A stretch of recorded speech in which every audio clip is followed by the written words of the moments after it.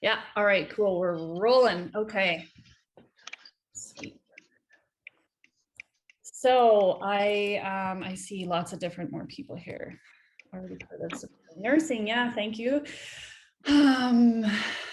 Oh, it's Libby. Hi, Libby. I think there's a couple of people on here, and I see Leona. Welcome to everyone as you're coming in. We're just going to dive right in here right now. So if you're just joining, please share where you're coming from and what kind of nursing you are doing. And we're just going to dive right in. There's lots of stuff that I want to talk about today, and then I want to hear from you as well. So we will try to be wrapped up within the hour. I do tend to leave, some time on the end if people do want to unmute and ask questions, or if you want to throw anything into the chat. And so if you look up at the screen there, you'll see that's me. This is me and my family. I have 3 little boys and our big baby girl who is going to have babies of her own within the next couple of weeks. So we live in northern BC in Prince George, but originally from Winnipeg, where we both grew up. And we moved here about almost 9 years ago now, when my husband bought his business here. And, a little bit about me, just maybe some of you are new to me, or maybe you're not a part of the Facebook group or haven't seen any of the stuff I've done before. So, kind of give you a bit of my street cred here is I've been a registered nurse now for about 15 years, and I spent about a third of it working in the NICU, which is where I started out in nursing in Winnipeg. And I also worked in NICU here in Prince George. But the rest of it, I kind of split between doing community nursing, working with people with chronic disease, and doing a lot of program development.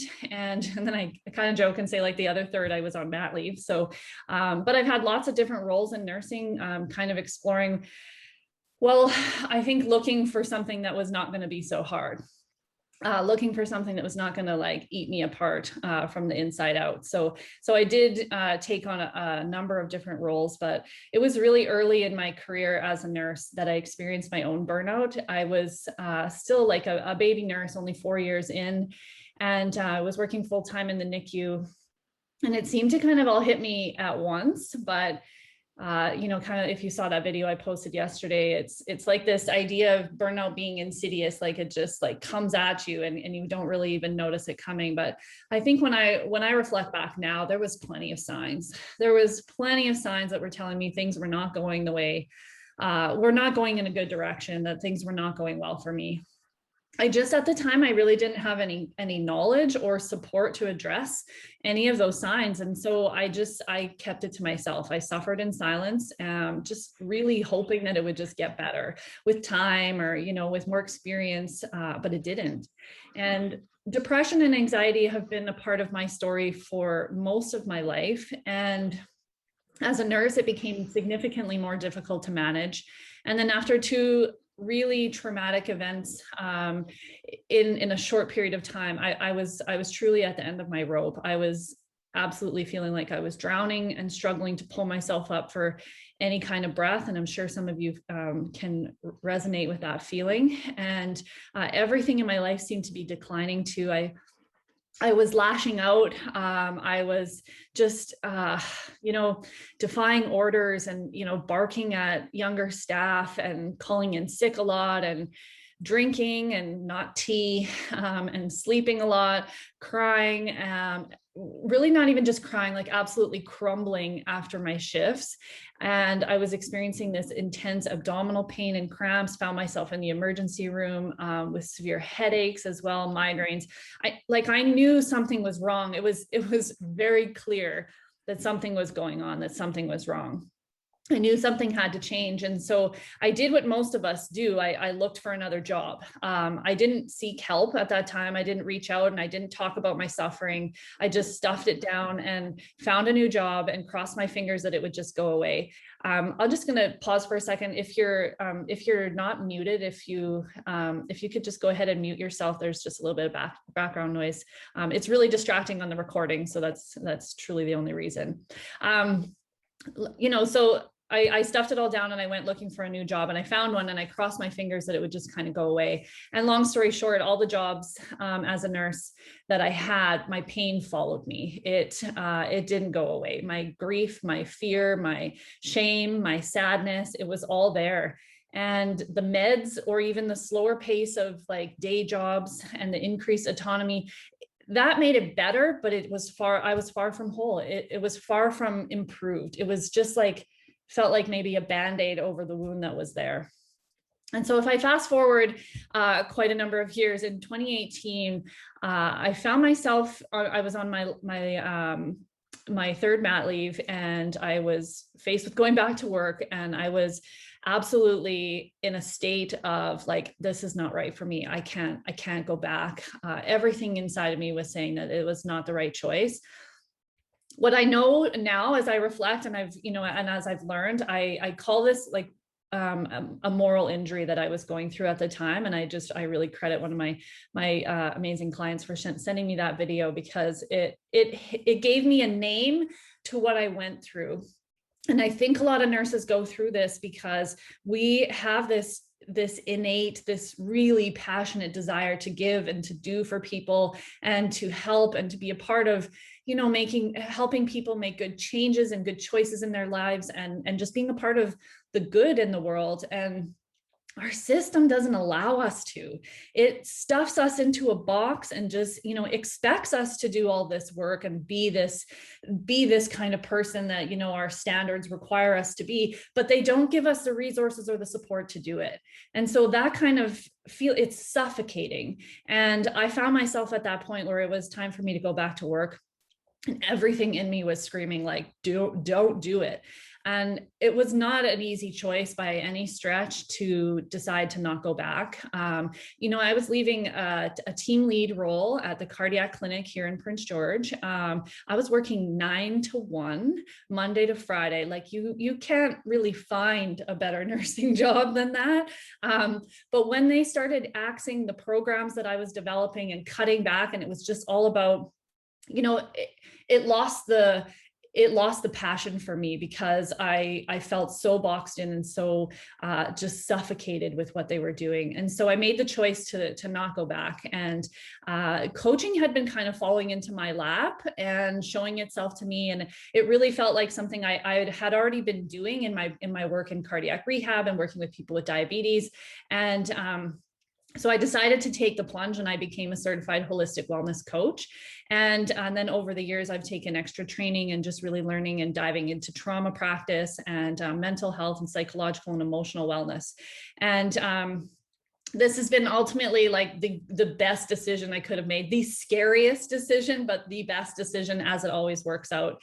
And over the time of being a coach, I developed the Nurse RX program, which was launched last summer and has grown into something that more than I could have imagined. I definitely did come with the skill set of program development, but what has evolved with it is much more than I even dreamed. And I know there's a few people on here who are a part of the program, and so I'll let them share with you if they choose, like what's been their experience. And I'll talk a little bit more about it for sure as we go on, but this today is not about me. It's really about you. The focus today is about you, the individual, you, the nurse. And so I really, it's helpful to me and to everyone else that's on this call to hear from each other, to hear what your experience is like. And so I'd love for you to share in the chat, like really consider, what is the challenges that you're facing? Like, what's the heaviest challenge that's going on in your life right now?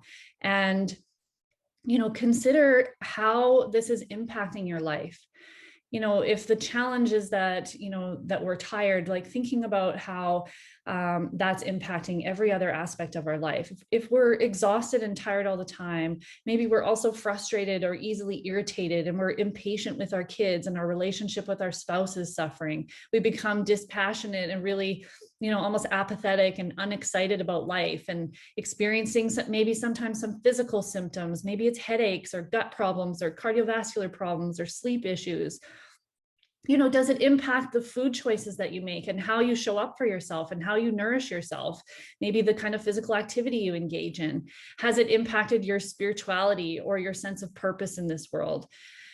Think about all the different areas of life and how these challenges that you're facing right now are impacting them. We can't have one problem or challenge in our life and not have it impact everything else. If work is the problem, if nursing or the role that you're playing is the challenge, it's going to affect everything. We are not isolated, siloed kind of beings. Every aspect of our life impacts every other aspect of our lives. We can't have one thing going completely shitty and awry and everything else in life is just perfect. It's not reality. So consider everything. I want you to really be honest with yourself. This is an opportunity today for us to get clear about what's really going on and how is this challenge affecting our lives. And I can see some people posting in there. So thank you, everybody. I encourage you to be real and just to be honest. What happens when we do this together, when we each show up and start sharing our stories, the number one thing people report to me after attending one of these workshops is that it feels so good to know that I'm not alone, to know that I'm not the only person going through what you're going through, because our culture in nursing has become one that's very fear-based, and it's speaking up and talking about these things. We're going to talk about that in a reason why in a minute, why we don't, but many of us don't. We hold it back and we don't share our stories. And I really strive in the practice and the work that I do as a coach for nurses is to create a safe space. I think that is ultimately the most important thing, that we all feel safe to express and to share our stories and to be real with each other. So let's hear it. What's going on? You might ask yourself some of these questions too, if you haven't kind of got a clear picture of what's going on. Some of these questions might lead you it'll lead you to some answers that might point you in the direction of what's really happening for you. Like feeling tired all the time and just absolutely drained and fed up, or like your batteries are dead. Sometimes it affects our cognition. We just can't think clearly. We feel unfocused and have a hard time concentrating or processing things. Just feeling like overall negative and heavy and dread about life and unsatisfied with everything that's going on. Often it affects the way we think about ourselves, the way we evaluate ourselves, and we start to think about ourselves as being failures and ourselves as being worthless or not good enough for this job or for this life even. And, sometimes we often feel like we just can't invest anymore. Like we're just so completely drained that there's just nothing left to give, and just unable to really be sensitive to other people's needs.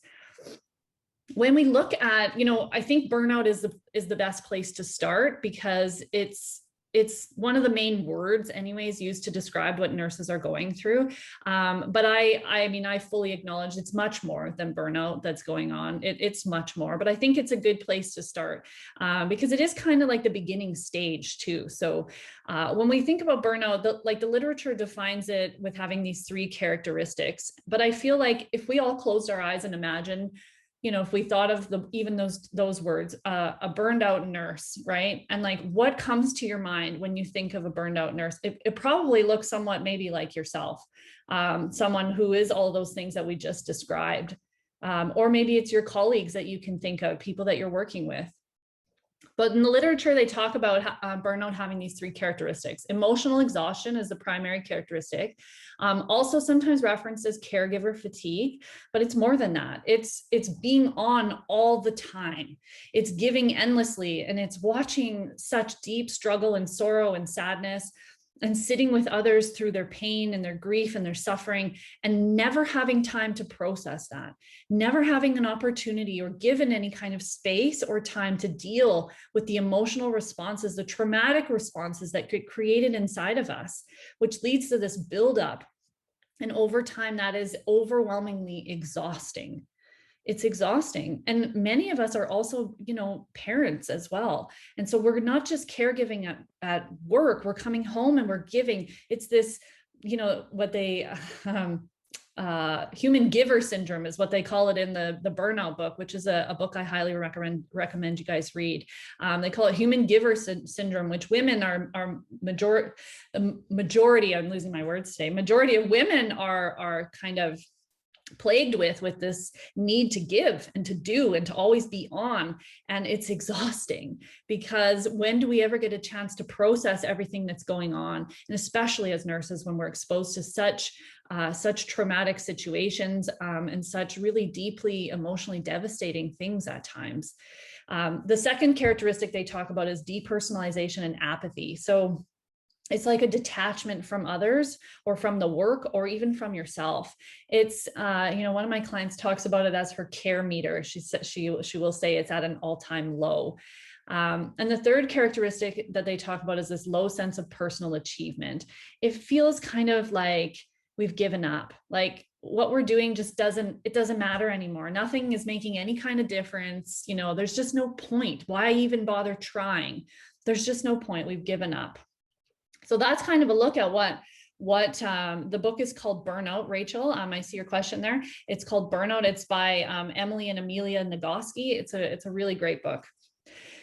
So burnout, or worse, honestly, because, like I said, it's kind of the beginning stage. And when we think about how it evolves from there, it gets much worse. It doesn't typically get better if we don't address it. So it's kind of those early stages, but it's the reality that we're facing, because when they did a study even before COVID, nearly 90% were describing symptoms of burnout. And many of those nurses were explaining clinically significant symptoms that were affecting their work and home life. This cross-Canada study was done by the CFNU, and it showed us that 1/3 of nurses were having symptoms of major depression, 1/4 of nurses with symptoms of generalized anxiety, and seeing unmuted people, 23% having symptoms of PTSD, 1/3 of nurses having reported suicidal thoughts, 10% of nurses having considered suicide in the last 12 months. I know at least a handful of nurses who have lost friends and colleagues to suicide. It's a real risk. It is real. We can't ignore the progression and the trajectory of what's happening if we don't take a handle on things when it's in its early stages. They did a more recent study, and they showed that 60% of nurses are intending to leave their jobs within the next year. So, that's a significant number as well.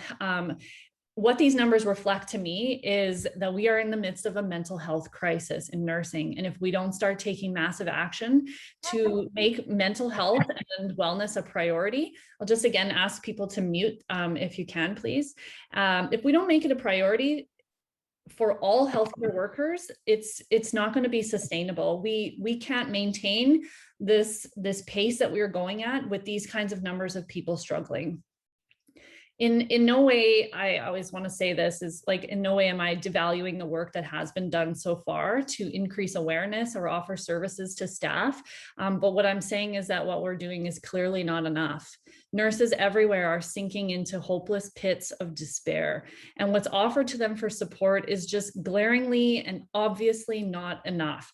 We don't need more studies or more checklists or even coloring books. Although these things are lovely and helpful to grow awareness, to self-identify our struggles and help with mindfulness, they are not enough. Short-term counseling is not enough. 2 weeks off of work is not enough. This is a significant workplace hazard that requires intensive interventions on all the levels in the treatment and management of the crisis that we are in right now. And this is not new, right? Like, they did this study before COVID. And if we're being really honest, these issues were here a long time ago. What I think this last year has done is it's brought it all to a head, because people were already at their max, and now it's just pushed them over the edge. But here's the real kicker, is that the reality is that even if more resources are available, what studies have shown us is that nurses are not accessing them. So why? We see these startling statistics, but most nurses will just suffer alone in silence. They'll just suck it up. They'll tuck it away. They'll pass it off as just a normal part of the job, or dismiss its urgency by comparing it to the pain and the suffering that we know firsthand exists in this world, because we've witnessed it. We've sat with it.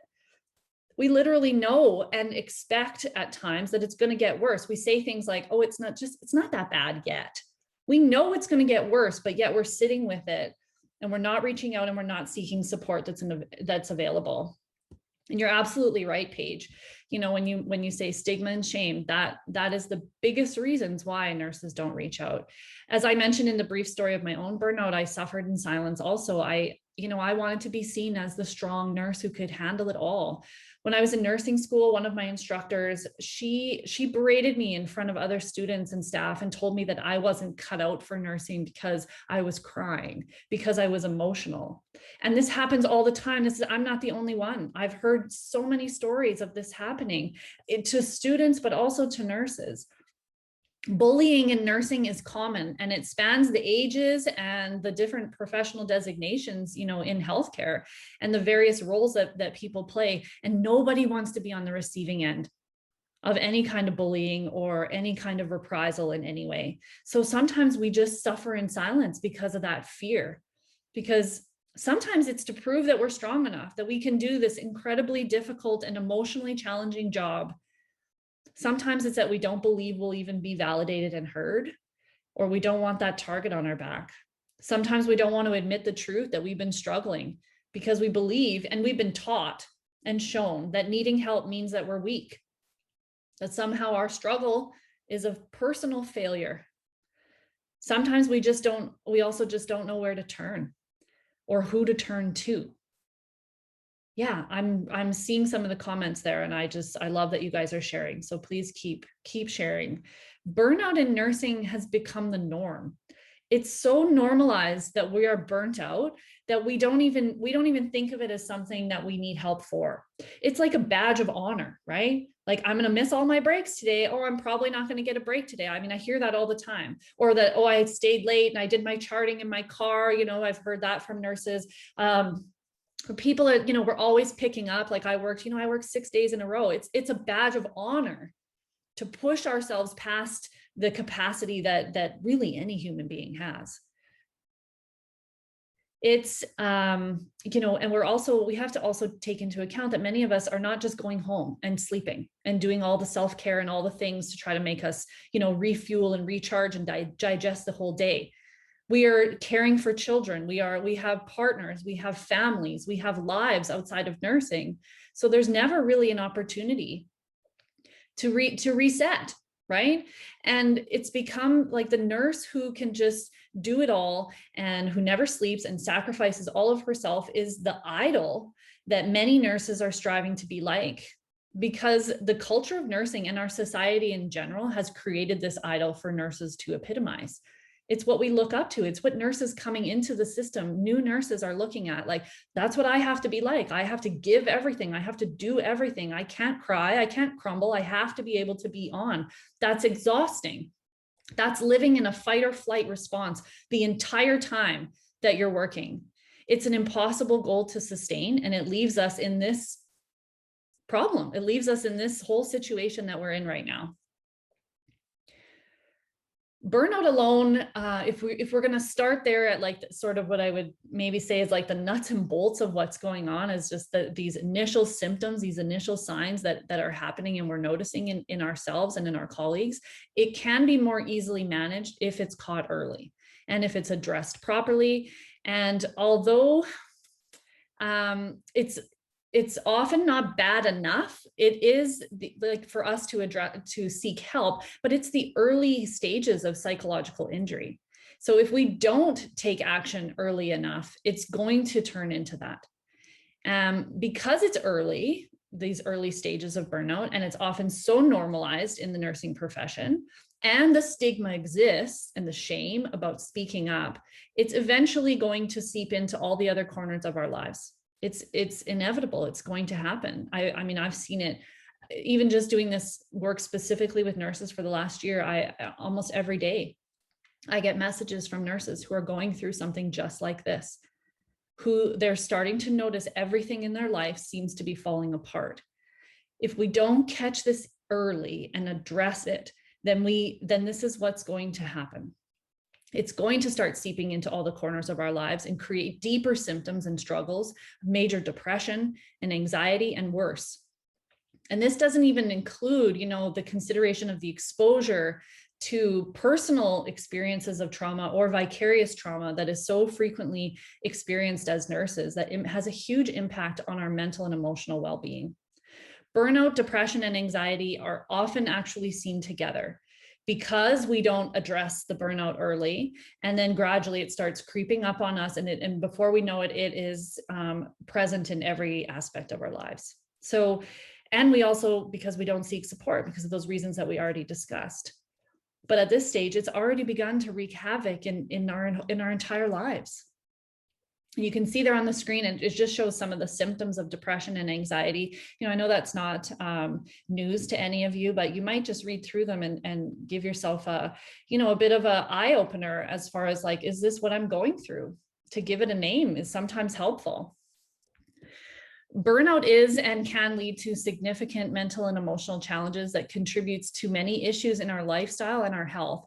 The chronic stress of being a nurse, coupled with the stress of balancing working in this overwhelming profession, often having a family, and etc., and all the other challenges of being a whole human being in our world, this chronic stress, this chronic fight or flight kind of trauma response that is going on with so many of us, it goes unprocessed. And this is what we would call like these incomplete stress and emotional cycles.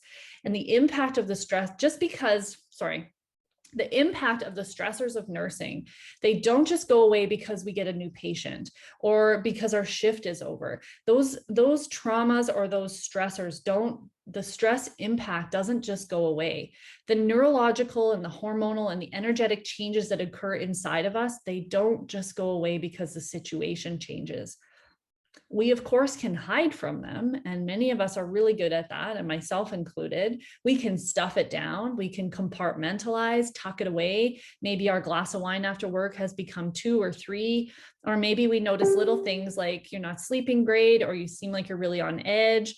These little signs from our body that things are not going well and we need to slow down and we need to care for and nourish ourselves, but yet we keep pushing forward. We keep slogging on, keep your head down and just keep going. But slowly and surely things begin to fall apart. Relationships suffer. Remember in the first questions I was asking you, thinking about the impact that these challenges have had on your life. Our mood becomes labile and sometimes completely out of control. We turn to medications because maybe they'll help. Maybe this is the answer. We've been taught that pills are the solution, and they do help for a while, but the impact of the chronic stress and trauma in our bodies, it will live on. And eventually we'll find some other way to get your attention. It's inevitable. Sometimes it's ulcers or heart disease or irritable bowel or migraines or insomnia, or worse. You can see up there some of the different risks that happen if we don't get the support and the guidance and the help that we deserve.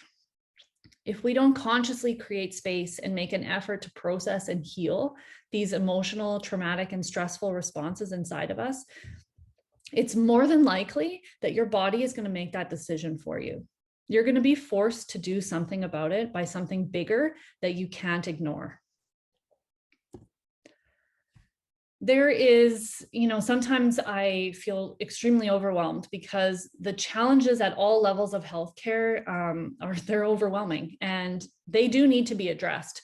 These bigger challenges of management and policies and staffing and shortages and funding and politics and computerized charting and the guidelines and bullying and abuse and lateral violence and lack of mentorship and all those things and more. You guys would probably list out even more, I'm sure. These are not the focus of today, though. And they're not the focus of what I do either. The focus of what I do and what today is for is on you, the individual nurse, the individual, most of us women. I'm not sure if there's any men here. The focus is on you. Okay, we need to be looking at changing the culture of nursing to one that prioritizes the mental, emotional, and physical well-being of all our staff. We need to be creating a new nursing idol, one that we strive to be like, who is balanced, who is joyful, passionate, energetic, inspiring, excited, connected, supported, and supportive. The idol who sets boundaries and stands up for herself. The idol who gives but also receives help and support. The idol who prioritizes her well-being first the idol who values rest, which is the number one thing that we need. This is the cultural change that needs to shift. But in order to see that change, it starts with each of you. It starts with each individual, and then the ripple will spread from there. We can't focus on these big problems. We have to focus on ourselves. It's the only place that we truly can impact change.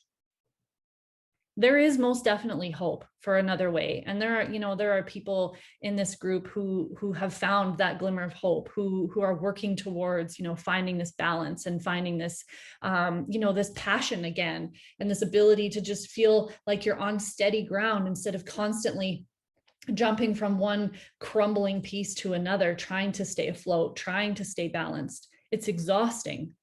But there are people, and there are people here with us today too, who have found that. There is most definitely hope, but it starts with you. It starts with making a choice to choose you and to prioritize you. Often you'll find in training programs or in literature, the treatment and management of burnout, or really kind of any mental challenges, psychological and emotional challenges, it's reframed as building resilience and fostering empowerment. I try to stay away from those words because I find they're kind of shaming. They kind of do shame, like you're not resilient enough. It kind of treats us like we're somehow deficient and we need to learn something from someone else in order to fill that. But that's not, we'll use the word, but I wanted to just preface it like that.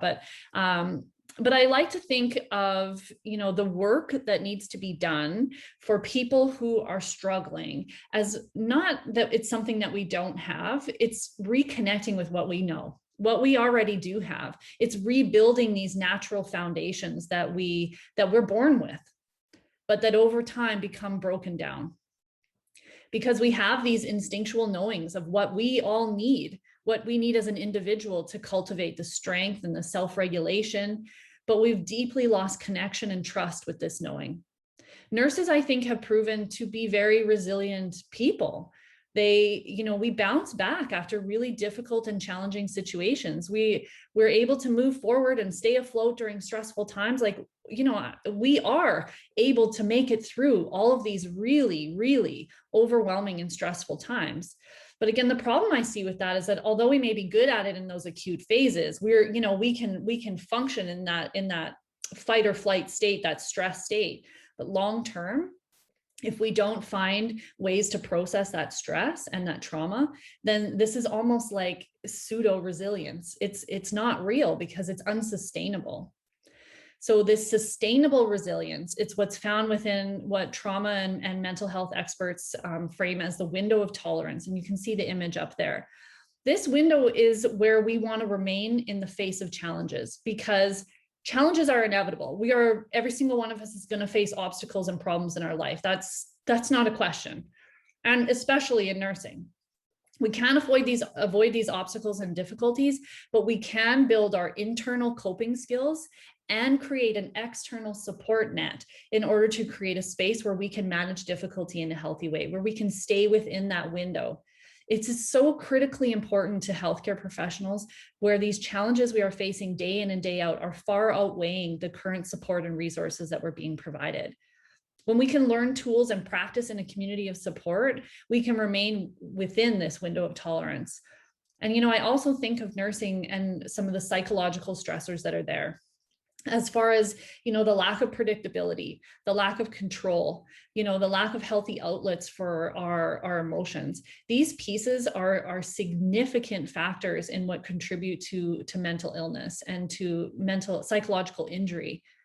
And they play a role in this in addition to everything else we've already talked about, these unrealistic expectations, the bullying, the mental health stigma that we work within, and all of the toxic personalities and everything. I mean, it's a lot that we are being asked to face.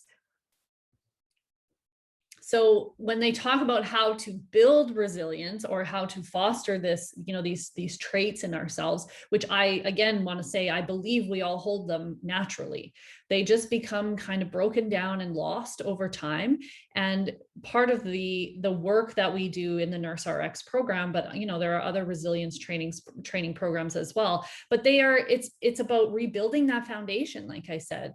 And I'm honestly extremely proud to say that, the ways that I have chosen to show up as a nurse and as a wellness coach for nurses it's aligned with these strategies, but it's so much more, because it includes, it's just this all-encompassing, really powerful place for nurses to be real and to share about what's the reality of what they're going through.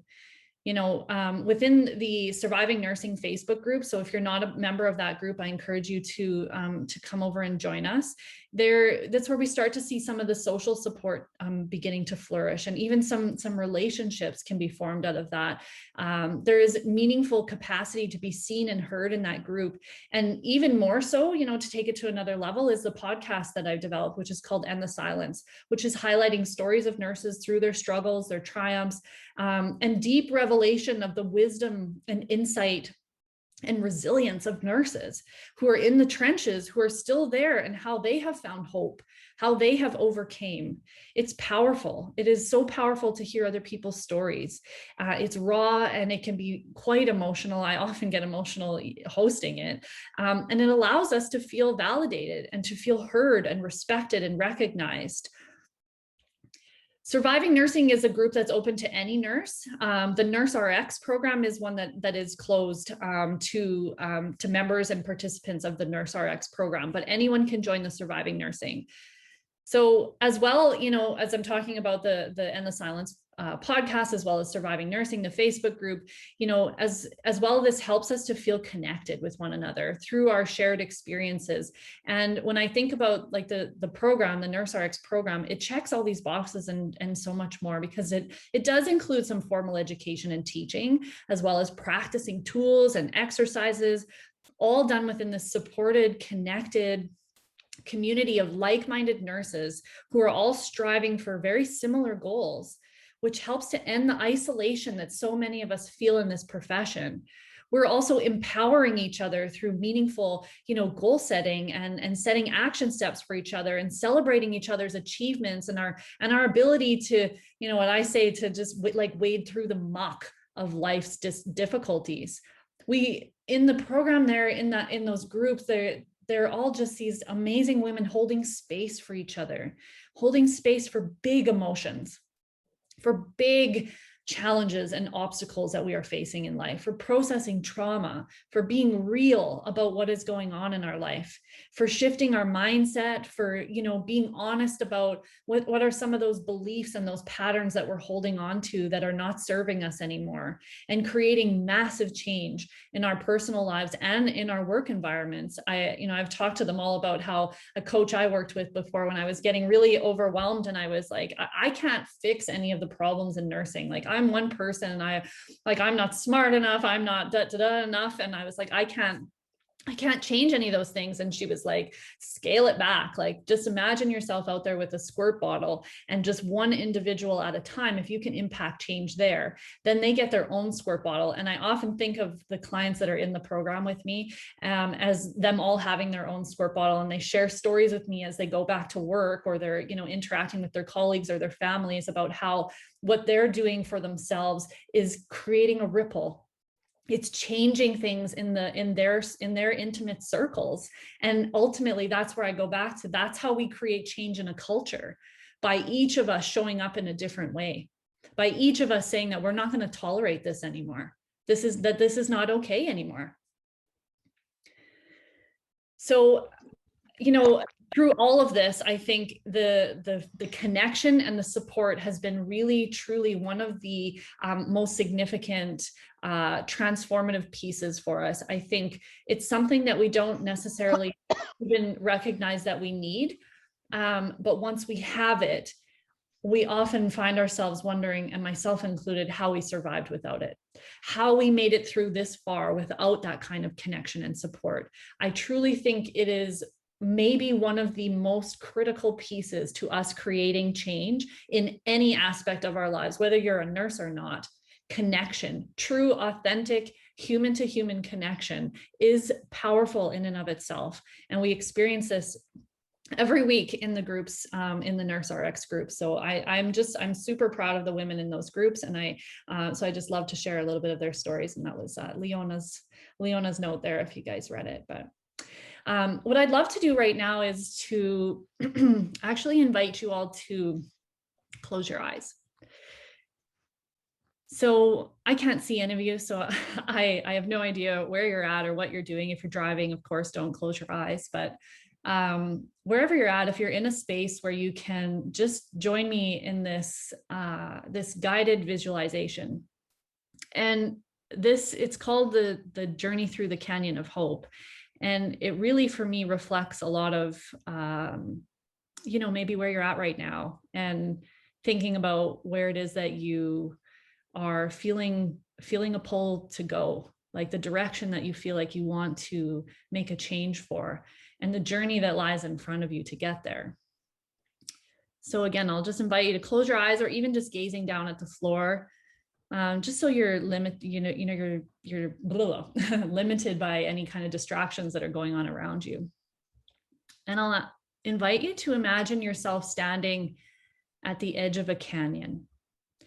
It's a big, wide open canyon. It's deep. It looks dark. It's scary. The edges are rough and rocky. And as you stand there on the side, you feel everything that you feel right now. Everything that we talked about in the beginning, those challenges and all those impacts in your life. All of the heaviness, all of the grief and the sadness, all the anger and the frustration, all of the feelings of being a failure or feeling worthless, all of the heaviness that you feel in your current situation, in your current life, you're feeling as you stand there at the edge of that canyon. And you look up across and you can see the other side. You're not sure what you're looking at. You're not sure what's over there, but it's pulling you, and it feels light and open, and it feels like this is something that's going to create some change for you, that this is the right thing. I need to get over there. There's a pull. Feel that pull. And then you look at the canyon and you think, I got to get through this to get there. And it feels scary. But you make a choice. You decide right here and now that this is it. I'm fed up. I'm done feeling this way. I deserve better. And you start to scale that canyon wall. You take those first steps down, and they're just as slippery and rocky and scary as you thought they were. And you fall, and you get scraped and bumped and bruised, and you cry, and you want to give up, but you keep going one step in front of the other, one step in front of the other. And before you know it, you start to feel more confident in your choice, more confident in which path and which rock you step on. You learn to trust yourself and take a break, to sit back and let the sun beat down on your face, to breathe, to feel that air coming in and out of your lungs, to drink water, to have nourishing food. You take those breaks and you rest. And then you pick up and you keep going. You keep going, and eventually you get to the bottom. And you look back up and you think, oh, how far I've come. And you look around at the base of the canyon and it's dark. It's dark and it feels cold, and you're not sure where to go, how to get there. Part of you wants to go back, wants to change your mind and say, just get me out of here. But most of you knows you don't want to go back to that. Whatever was on that other side pulling you in, that's where you want to go. And just as you're standing there at this crossroads of what should I do? How do I get there? You feel stressed and panicked. You feel a presence around you, a supportive presence. And they all link arms with you. You can feel their arms around your shoulders. And you all start walking through the base of the canyon together. This base of the canyon where all of our fear, all of our doubt, all of our shadows, all of our limiting beliefs, all of our trauma lives. And we walk through that base together. And when we get to the other side, and you put your hand on the wall of the other side of the canyon, you feel this overwhelming blanket of hope and a trust and a belief that you know you can make it out. And you start climbing. You start climbing out and you trust every step of the way. You might fall, you might slip back, but you dust yourself off, you rest, you nourish, and you keep going. And eventually you pull yourself out and you climb out of that canyon. And you're standing on that other side, feeling all that light, all that expansion, all that joy and excitement. You see how far you've come and everything you've went through. And you look around and all you see is more canyons. But instead of feeling scared, you feel empowered and excited because you know that you can make it through, and you know that every one that you go through is something better for you on the other side. It's all about growth and opportunity. So just breathe in that air right where you stand. Feel that sun beating down on you. Breathe in that hope, because there is hope. When you feel ready, you can open your eyes.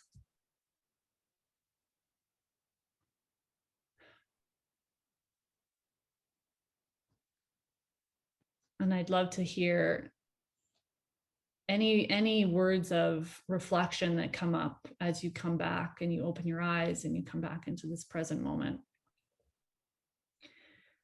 And I've put up here some things because, you know, we nurses love our research.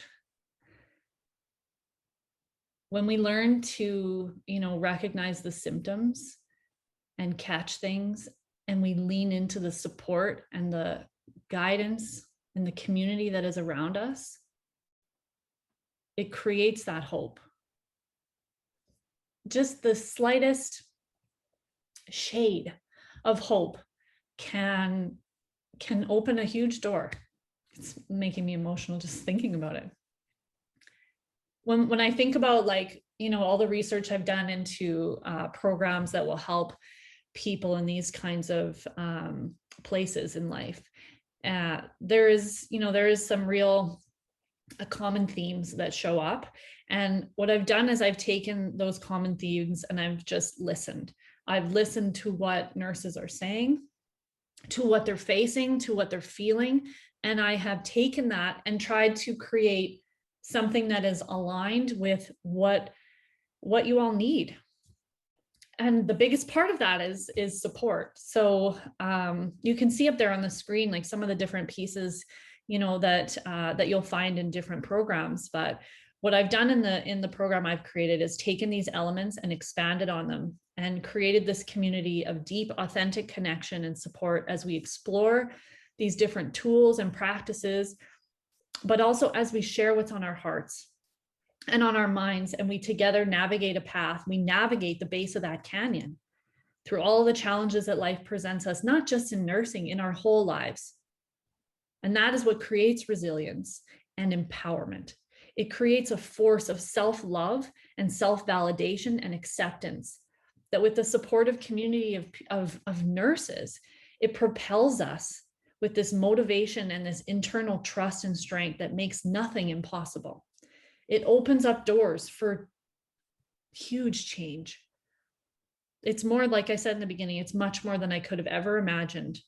But I'm sharing it with you today because it might just be exactly what you need to create the changes that you're seeking in your life. So before I dive into some practical pieces that I want to share with you that you can take home, or you can, what I would really recommend is that you pick one and you kind of develop an action step around that. But before I dive into it, you know, as I'm talking about them, I want you to kind of reflect on what you need. What is it that you need? What are you looking for? Do you have any, you know, insight or idea about what's on the other side of that canyon for you? What are you looking for? Imagine that pull from across the way. What is it that you desire your life to look like? What would you rather be experiencing in life? And what's going to happen in the next year or so if you continue down the same path you're on? If you don't take that step down the canyon, what's life going to look like for you? I want you to think about that. If you stay on this side in the situation that you're in. Okay. So I got four pieces that I want. Actually, there's a bonus piece. So there's 4 steps. Not that, we need this kind of linear masculine thinking, but sometimes it's helpful. So number 1 is reconnecting with your body's wisdom. We live in this crazy, fast-paced, chaotic, and traumatic world. I'm not telling you anything you don't know. It's not serving us though. We know it, and our body definitely knows it. And it's constantly sending us signals and signs to try to get our attention, like we've talked about already today. Can we find a few moments of stillness? Can we? Busyness is actually often a trauma response, believe it or not. It's a way that many of us hide from the pain and the hurt and the heaviness that is stuck inside of us. But we can't run from it forever. Eventually, it's going to catch up with you. And getting still and quiet is an opportunity for you to listen before it gets to that point. In as little as 5 minutes a day, you can notice a shift. 5 minutes a day. That's it. It doesn't have to be some fancy high expectation meditation practice. It can be if that's for you, and I'm happy if that's for you. But if it's not for you, start small. Start with 5 minutes a day. Or maybe you're outside, taking your dog for a pee, and you stop for those few moments and you feel your breath and you see the sky and you smell what's in the air. You hear the birds. Those little mindful moments, they add up. But we need to find a capacity to be still so we can listen, because those signs are all there and we need to stop to listen to them. So think about that. How can you cultivate 5 minutes a day to dedicate to just being still and quiet and listening? Now, number 2, I get a lot of eye rolls with, myself included actually on that when it comes to journaling. I resisted journaling and still often do, but I know because I have practiced it, and I know because I have witnessed it and learned about it, that taking time to write about what's happening for you is an extremely beneficial practice. Many nurses that I work with will journal after every shift before they go home, before they transition into their next roles. And they find that extremely helpful to kind of digest and process what happened that day. Maybe they sit for a few minutes just quietly breathing, and then they'll write for 5 minutes, and then they go into the house. We need to have some kind of transition piece before we move on to what's next, right? So we can process what's happened in that day. Some nurses will do like a gratitude journal at night, right? So they're just making a list of things that they're grateful for. Some are doing a big brain dump, once in a while, or on like a PRN basis, as we say. So that's just dumping whatever is going on for you, whatever is weighing on you, onto the page. It doesn't have to be a certain way. We can play with what is going to work best for us, but we got to find ways to get this heaviness out. We got to find ways to take what's all just crippling us inside and getting it out. And journaling is although one of the simplest, but the most resisted practice, but it's extremely effective and extremely helpful for us. And there's no rules. You don't need, a fancy notebook. You just need a regular old notebook. There's no grammar or spelling checks. It's not for anybody to read but you. It is your place to just dump whatever it is that you need to dump. So number 3 is, it's about self-care. And I don't even like saying the word self-care, because it's become like resilience. It's become such a watered down word, and it's kind of lost its importance because of its overuse. But I do recognize the importance of it, of course. I believe that nurses should have to take at least a day's worth of training in nursing school focused on how to maintain self-care in this self-depleting and overwhelming job. It's the number one thing that nurses report when they think back to what they wish they would have known coming into this job. The number one thing is that they wish they would have known how to take care of themselves, how to maintain a balance between their, their life, their life with this overwhelming job. So we need to cultivate a way to practice self-care. It is absolutely critical that we find ways to refuel ourselves in the ways that work for us. And I'm not just talking about lavish, expensive things. Massages and pedicures are amazing, and I love them. I do. But we're not doing those things every day. We need to find ways to care for ourselves every day, at least one thing every single day that is just for you, just completely and intentionally designed to fill you up with pleasure and love. When this was first introduced to me, to create a list of the things that would fill me up, like a self-love list or a pleasure list, I struggled really hard. I couldn't come up with more than 5 things. I was so out of touch with myself and what I enjoyed. So I just started with those 5 things. And now I write lists that are nearly 100 long. But it's a practice, and it's taken me a long time to get here. So start where you're at. It's not a race. It's not a race. Make a list of all the things that bring you joy, all the yes feelings of excitement or peace or calm or flow. And when we consciously choose to show up for ourselves to embrace this expanded state, it creates an impact in everything that we do. I see your message there. The replay link will be available later, just go back to the event on Facebook, or you can come into the Surviving Nursing group, and I'll post it in there as well. So number 4 is all about the feels. And this is probably, it's a workshop in and of itself. It's such a big topic. There's so many pieces, so many layers to it, but I'm going to just introduce it in a nutshell and tell you that it is a big part of what we do in the program, in the NurseRx program, because it is kind of the muck that's in the way of us creating change. So we are dynamic, emotional beings, and we have been conditioned to believe that joy and happiness is the ultimate state. And if you're anything but happy all the time, then there's something wrong with you. That there's something wrong with you. I need to share something with you that took me years to figure out, but it's been one of the most essential learnings of my adult life. And get ready for it, because it's just mind-blowing.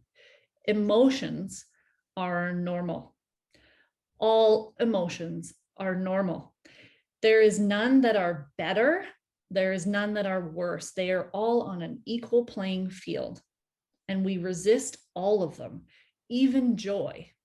We resist all emotions because we've been taught that they're not normal, that it's not okay to be emotional, to express yourself in this elated joy, to have rage, to have deep sadness and grief, unless you have a really legitimate reason for it, right? We've been taught this, all of them. Shame, we feel them, every single person feels them every single day in all of their vast qualities. And we've all been lied to our whole lives. And the nursing profession that trains up nurses, telling them that they can't be emotional, that they can't let things get to them, that they are wrong. They have been wrong. They have been training us wrong. We need to allow ourselves to feel, or we are in big friggin' trouble, big trouble. So this is a big piece, like I said, of what we do in the NurseRx program, because it's so complex and ever changing. It's unique, but it's a very shared experience. And I can't tell you how many times one person shares about, how they're feeling and what's going on, and everybody else in the group is nodding along, because we all go through very similar things with our own unique, flair to it, of course. As well, I will mention, I think a majority of nurses, and probably because a majority of us are women, we are very sensitive people, right? And that's a normal thing too. And that's something that is quite shamed in our world, to be, an empath or a highly sensitive person. And it becomes really difficult to just turn off the switch when something really awful happens or something really good happens. It becomes really difficult to manage those big emotions in a world that doesn't want us to. So the first thing that we need to know is that emotions are normal. And the second thing is that emotions are energy in motion. So they need to be released. We need to give them space to move through us. If we just keep stuffing them down and trying to hide from them with maybe busyness, or maybe it's chips or chocolate, maybe it's booze, maybe it's something else that we're using to try to hide and keep the lid on those big emotions that are trying, like they're just raging inside of us and want to be released. So the first thing we need to acknowledge in all of us is to give ourselves permission to feel, and then we need to find healthy outlets, right? We need to find healthy ways to express our emotions. And I think I saw somebody saying dance up there, and dance is my absolute favorite way to move and to like conjure up all of those emotions. I mean, I can put on a sad song and I can be on the floor crying in moments. I can put on a ragey song, which I'm not a super huge fan of, but I can put one on and I can beat the pillow, right? I can slam the pillow, I can, stomp on the ground, and I can punch the air and let that emotion out. One of my favorite things to do is to actually go into the woods and take all the fallen branches and just smash them into other trees or on the ground and scream like those guttural screams. Like, I'm sure if people saw, they'd think I was nuts. I'm sure, right? Because that's what our world thinks. That's what we've been trained to think. Maybe most of you would think I was nuts too. But when you find space to let that emotion out, that's where you find freedom, because it's no longer weighing on you. It's no longer this heavy dreading energy inside of you. It feels absolutely amazing, and like it just brings a whole new life into you. Like I said, this topic, this number 4, is a real doozy, which is why we spend so much time focusing on it in the program, because it's a big thing. But think about, maybe the question to ask yourself is like, how can I make space to move through emotions? Like, how can I maybe catch myself in the moment where I'm saying, like, where I'm choking down those tears and I'm like, don't cry, don't cry, don't cry. How can I say to myself, it's okay? Even that is a huge step, to say, it's okay that I cry right now. It's okay that I feel mad, to create some acceptance for ourselves. Okay, so those are the 4 steps. And then I have to mention again, because the support is the bonus piece. It is, connection is medicine. We need community to do this work. Trust me on this. It's not that we have a lack of knowledge or information. That's not the reason that we're struggling. We can Google all of these things that I've talked about. You probably already know them. Like, I'm not teaching, some kind of radical concepts. It's not for this lack of knowledge that we're not doing the things that will help us and that we're still struggling. In my experience and from what I've witnessed, it's a lack of support. There is support out there, and being here today is one step in that direction. And you might consider taking it to the next step, which I'm offering to all of you that are here today, to book a session with me completely free as my gift to you, a one-on-one where we can kind of dive into what's going on for you. Like, what are the challenges that you're facing? And we can talk more about the program and see if that is the next best step for you, to see if that's where you're meant to be. So I'm gonna stop the share here and come back in. And I just really want to honor you all and thank you all for being here and for sharing in the chat. And I can't wait to go back in and read it and to get us, just more information about all of you and what you're going through and how I can support you and more. So I want to open it up if there's any questions, if there's anything that I can maybe expand on, if there was confusion. And I'm just trying to pull up that link so that anybody here that wants to book a session with me is welcome to, but of course my computer is not doing that for me, which is just the typical. I'm coming back in here. Hang on one sec, guys.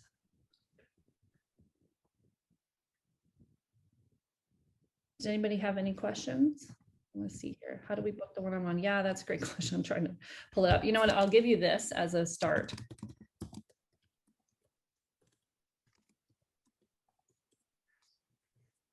See if that opens. And on my page, if you go to the contact me page, you'll see the link right there, and you can you can book the one-on-one. And like I said, it's completely free and completely optional as an offering, as a gift for you, for being here, and just to take it to the next step. It's kind of like that first step down the canyon, just to take an opportunity. So there's my website there. I'm gonna see if I can go back and see if that link will pop right in. Oh, there it is. Okay. Or you can go right to this link here. That's a direct link to the calendar, and you can book the appointment right through there. Does anybody have any other questions?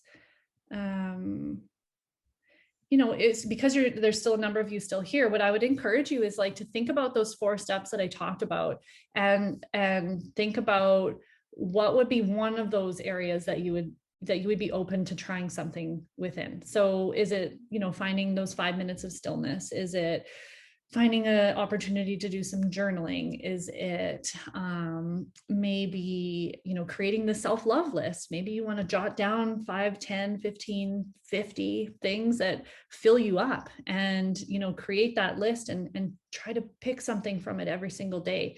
It doesn't have to be big things. Remember, it could be like setting the table or making your bed.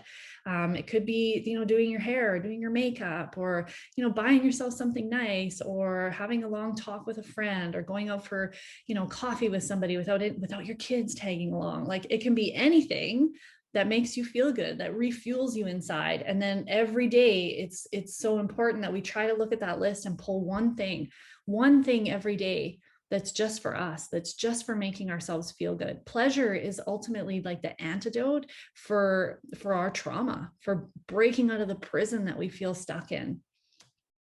Yeah. Oh, Paige, that's wonderful. Way to go. That's a big question. And so what I would say is, like, message me outside of here. Like, go to my website and contact me, and we can, we'll chat. I may have some stuff that maybe would be helpful for you. But so exciting. And I'm happy you're here. We need all the healing and helping that, and ultimately, we all have it within us, right? We all are doing this work. We all are providing, helping, and healing to the world, to our patients, to our families. And this is just me and my way of showing up to provide that helping and healing to all of you, because I see the struggle, and I see the crumbling system around us as well, and the numbers of people that are kind of going down with the ship. So I don't want that to happen to you. And like I said, I really find myself scaling back almost on a regular basis. Like, I can't face those things, but what I can do is I can support you as an individual. I can support you. And this group, the NurseRx group, is just, I could go on and on, but one of the best words to describe it is magical. Like, what happens in that group, I often say by like week 3, I see a lot of them starting to lay down their swords, like the armor's kind of coming off. We're able to be a little bit more real, a little bit more open. We're not as afraid, or we're not as reserved or held back because of this. That's what nursing is, right? So when we have we meet as a group every single week for 12 weeks. That's the program. And then there's also one-on-one with me. And that's a great question, Charlene. I just said, so we meet for 12 weeks. The next group is starting on September 1st. And so we will meet on a Wednesday for 12 weeks. It's all recorded, and it's kept in a safe, secure platform. So you can watch the recording if you're working or you have other commitments and you can't make it. And then within those 12 weeks, we would also meet one-on-one together 4 times. And in those one-on-ones, it's really about you as an individual, right? So like talking about what those personal challenges are, what are some of your goals over the time together, and how can we chip away at things together. What I also like to think about in those one-on-ones is like, we're pulling the thread. Sometimes like the challenge we're facing right now is it's kind of like the surface level. And when we go deeper and deeper and deeper, we start to see where some of those patterns come from. And then we can create a space to change, because we can't change anything that we're not aware of. We don't need to know, like, when I was 2 years old, this happened, and this is what created what I'm doing now. That's not necessary. But when we have some insight about like why these patterns exist in our life, then we can start to create change in the direction that we want to go. So we use some different tools, that are more trauma informed and trauma practice. I'm also a practitioner in aroma freedom, which is a technique that I took my training for, which is all, it uses essential oils, and it's really focused around eliminating limiting beliefs, or listening to those doubtful voices, the ones that tell you you're not good enough, or you're not smart enough, or you're too fat, or you're, all those things, like all those awful things that we all have a very varied version of in our minds that tell us we're not good enough. And so the aroma freedom really helps to target those voices, as well as the emotions and the physical representations and manifestations of those emotions. And then we process it with the oils and with our breath and with my guidance. So we do that in the one-on-one, as well as some other trauma practices that I have taken training with. But it's just a chance to go a little bit deeper as an individual. And then the group, we are learning different tools. We're having conversations about the real problems that are out there, and creating steps and practicing and engaging in different exercises so that we can together start to create the change that we want. It's just, it's really incredible. I know there was a couple of them on here, and they were sharing a little bit about their experience, but you can also read more about it on the website too, or I'm right here right now. If anyone has questions, I'm totally open. You can ask anything at all. You can unmute yourself if you like. I'll stay on for another 5 minutes or so if anybody has anything they want to ask or share.